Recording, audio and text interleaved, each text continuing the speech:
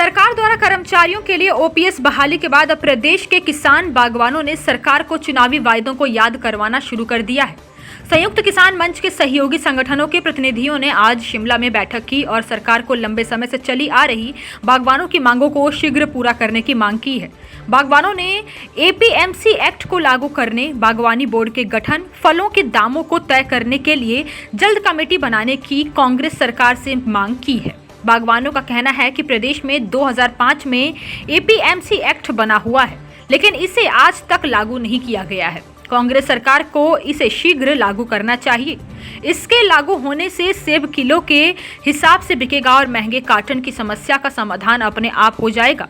बागवानी बोर्ड का गठन कर उसमें किसान बागवानों के प्रतिनिधियों को ज्यादा शामिल किया जाना चाहिए। कांग्रेस ने सत्ता में आने से पहले गारंटी दी थी कि किसान बागवान अपने फलों के रेट स्वयं निर्धारित करेंगे। रेट निर्धारण कमेटी में बागवानों को शामिल किया जाना चाहिए। बागवानों को दिए जाने वाले खाद, कीटनाशकों की गुणवत्ता को भी समय समय पर चेक किया जाना चाहिए। एपीएमसी और हिमफेड से मिलने वाली कीटनाशक व खाद का मूल्य बाजार से ज्यादा होता है।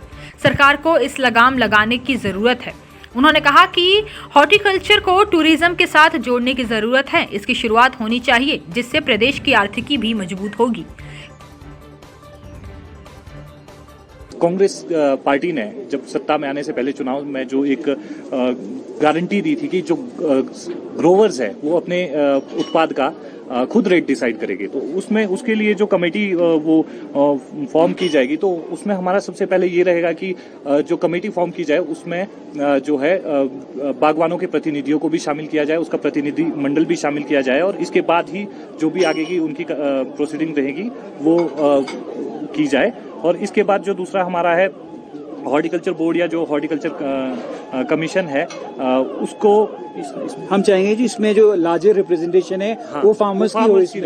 इसमें सिर्फ ना ऐसा ना हो कि मतलब जो आपके हॉर्टिकल्चर डिपार्टमेंट या नॉन यूनिवर्सिटी के हों, इसमें फार्मर्स को भी इक्वली इंपॉर्टेंस दी जाए, क्योंकि अल्टीमेटली जो पॉलिसीज बननी है ये फार्मर्स के लिए बननी है। तो हम चाह रहे हैं कि इसमें लार्जर जो रिप्रेजेंटेशन हो वो फार्मर्स की हो। इंसेक्टिसाइड और पेस्टिसाइड जो हिमाचल में आते हैं, जो ये गवर्नमेंट हमारे को देने की ने बात की है कि आपको जो ये आपकी इसकी सब्सिडी है दोबारा मेरे ख्याल से रिवाइव कर चुके हैं ये गवर्नमेंट। तो हम चाह रहे हैं जो जितने भी इंसेक्टिसाइड और पेस्टिसाइड हमें आए ये रेप्यूटेड कंपनी से आए, और उसके अलावा क्या चीज़ हो, इसके बीच बीच में इसकी सैम्पलिंग होनी चाहिए ताकि जो ये स्पूरियस मटेरियल है वो बिल्कुल भी ना यूज़ हो, क्योंकि इससे हमारी जो खेती बाड़ी है, एप्पल प्रोडक्शन है और आपके दूसरे हॉर्टिकल्चर जितने भी आपके फ्रूट्स है उस पर इसका बुरा असर पड़ता है। तो हम चाह रहे हैं इसकी रैंडम सैम्पलिंग होनी चाहिए और इंस्पेक्शन होनी चाहिए।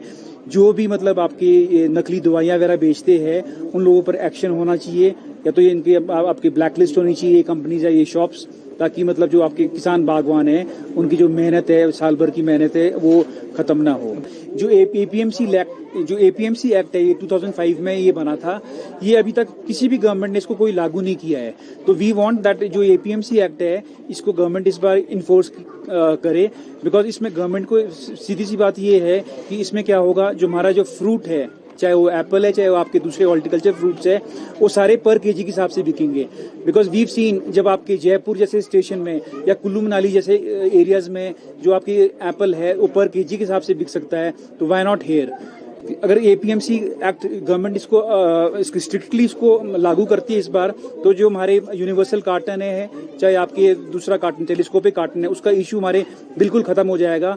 बिकॉज जब ये, क्योंकि इसमें क्या करना है, आड़ती के पास एक सिर्फ वेइंग मशीन होनी चाहिए, और जैसे आपके एप्पल ऑक्शन यार्ड में आते हैं एक लार्ज की पेटी, एक मीडियम की, एक स्मॉल की, उस तरह से ही आएगी। जितना उस पेटी का आपके वेट होगा उसी हिसाब से पूरे का लॉट का वेट वैसे ही हो जाएगा, और रेट जितना भी आप उसको देते हो, मानो 80 रुपीज़ या 90 रुपीज़ आप जितना रखते हो उसको पर केजी के हिसाब से उसको कैलकुलेट करके वही फार्मर को मिल जाएगा।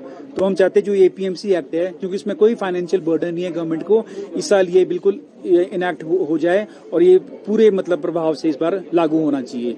हिमाचल प्लस न्यूज के लिए शिमला से पुष्पेंद्र चौधरी की रिपोर्ट।